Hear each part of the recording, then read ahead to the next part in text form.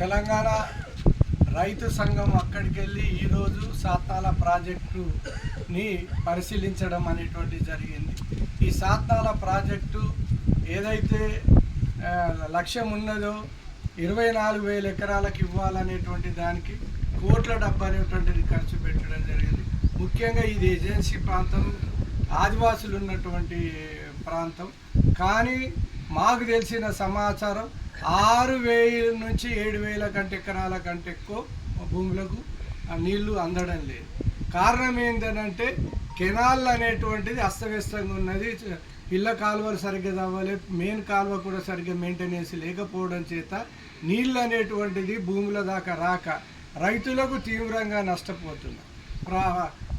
ప్రజలు ఎంతో ఆశించి భూములు ఇచ్చిండ్రు, కానీ సరిపడా నీళ్ళు అనేటువంటివి లేదు.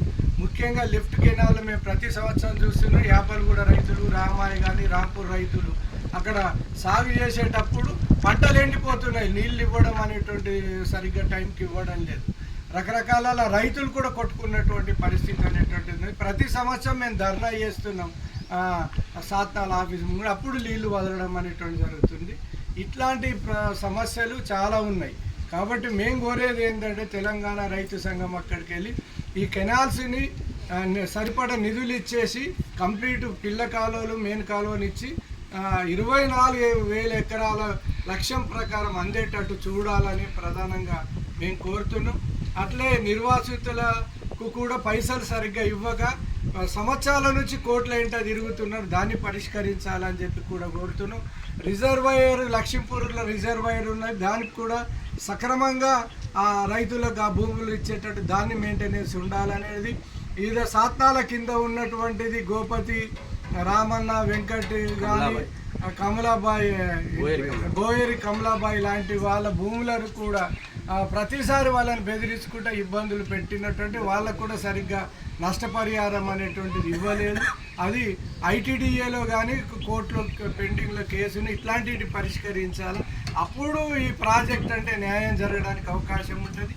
పేరు పెట్టిండ్రు ఈ ప్రాజెక్టు రైతుల కోసం, లాభం కోసం, జిల్లా అభివృద్ధి కోసం అని చెప్పి పేరు పెట్టిండ్రు. కానీ ఇది కాంట్రాక్టర్లకు, అధికారులకు, నాయకులకు ఉపయోగపడ్డది తప్ప రైతులకు కానీ ప్రజలకు అందుబాటులో అనేటువంటి సరిగా లేదు అనేటువంటిది మేము చెప్పదలుచుకున్నాం. దీన్ని సరైన విధంగా మెయింటైన్ చేసి ఆ 2 సంవత్సరాలు ఇప్పుడు అధికారులను అడిగితే 2-3 సంవత్సరాల నుంచి అసలు బడ్జెట్లో ₹1 కూడా కేటాయించడం లేదు. ఎంత అన్యాయం! కాబట్టి ఇట్లా వెనుకబడ్డ జిల్లా, వెనుకబడ్డ ఈ ప్రాంతాన్ని డెవలప్ కోసం ఈ ప్రాజెక్ట్ ఎంతో ఉపయోగపడుతుంది అని చెప్పి దాన్ని సరిగ్గా నిర్వహణ కోసం నిధులు కేటాయించి కంప్లీట్ చేసి రైతులకు లాభం చేయాలని కోరుతున్నాం. లేని ఎడల తెలంగాణ రైతు సంఘం అక్కడికి వెళ్ళి రాబోయే కాలంలో గ్రామాన రైతాంగాన్ని చైతన్యం చేసి రైతాంగంతో పెద్ద ఎత్తున ఉద్యమాలు అనేది చేయవలసి ఉంటుందని ప్రభుత్వానికి తెలంగాణ రైతు సంఘం అక్కడికి వెళ్ళి హెచ్చరిక చేయదలుచుకుంటుంది.